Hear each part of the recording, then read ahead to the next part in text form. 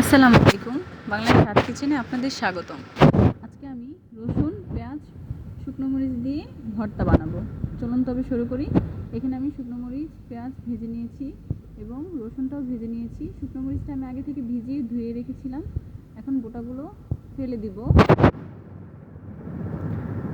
পরিমাণ মতো শুকনো মরিচ নিয়ে আমি বোটাগুলো ফেলে দিচ্ছি। দেখুন,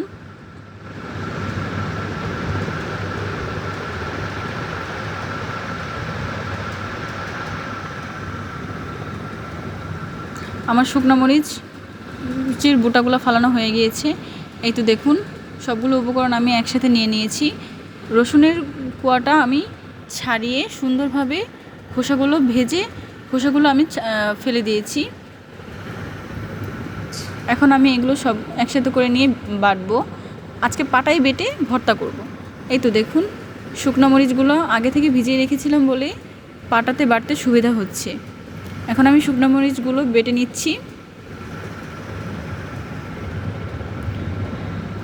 আমার শুকনো মরিচ বাটা হয়ে গিয়েছে। এখন আমি রসুন এবং পেঁয়াজটা ভালোভাবে বেটে নিব।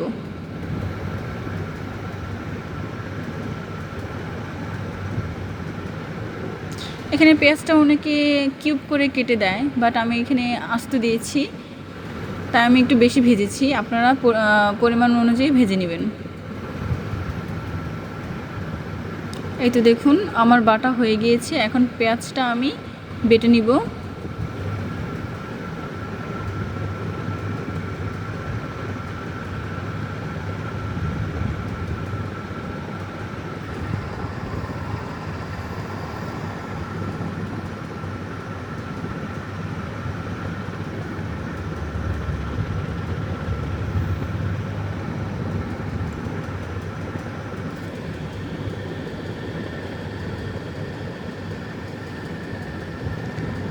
এই তো দেখুন, আমার পেঁয়াজটাও বাটা হয়ে গিয়েছে প্রায়।